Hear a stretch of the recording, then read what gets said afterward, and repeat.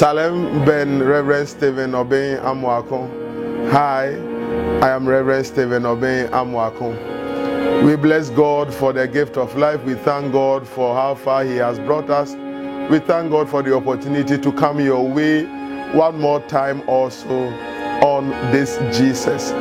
Beloved, call somebody, share this page, share this message, let it reach everybody. Yourself, myself, it is our mandate that the word of God is preached in and out of season. Beloved in the Lord, we have come your way this day also to talk to you on the theme, the walk of faith. The walk of faith. The walk of faith. Beloved, share the page, get somebody on board, and let us come together as we learn. Let us read the scriptures from Mark chapter 5, verse 25.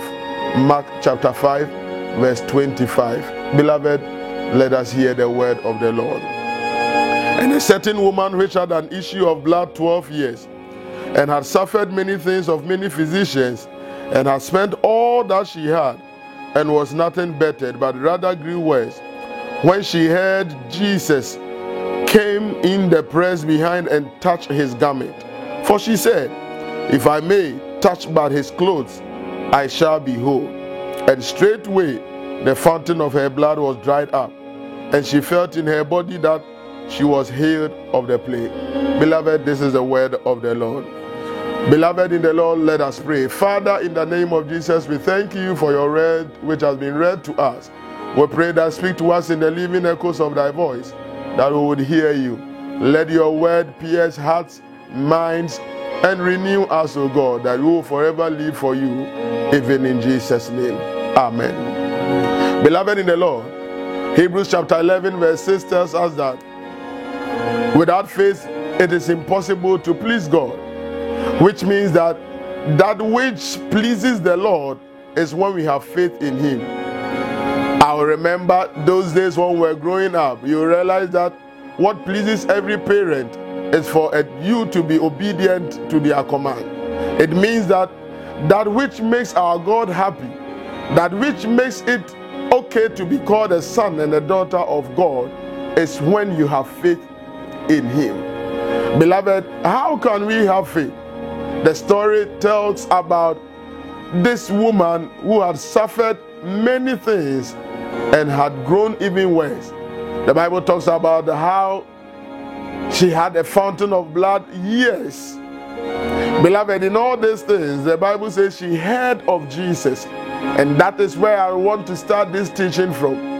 Beloved in the Lord, the journey of faith, the walk of faith, begins with the information that is coming into your system. What you allow by way of what you are hearing and way of what you are seeing becomes the gear that shifts your life. Whatever you hear, whatever you see, whatever you allow into your spirit has the tendency of either transforming your life or deforming your life. The first point of call when it comes to our walk of faith is the information you allow. The woman, despite all she had gone through, the Bible says when she heard of Jesus, I am asking you, what are you hearing? What are you seeing? What is it that you have allowed into your spirit and into your body? It did not end with what the woman heard, but the Bible says she said to herself, which means that it moved from what she was hearing to a thought process, what she was meditating upon. The second step in our walk of faith is what you are thinking about. In Proverbs chapter 23 verse 7, the Bible says, as a man thinketh, so is he. You can never grow above your thoughts and your thought process. If you are thinking that you will become no better person in the future, you can never become anything better than that.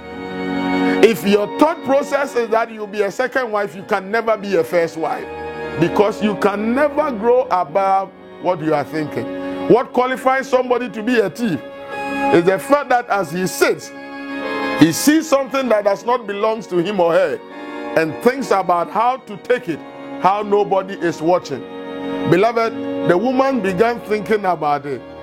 This Jesus, can I go to him for healing? Despite the fact that I have gone through a lot of physicians and have been no better, can I also go through it? What are you thinking about? What are you meditating upon?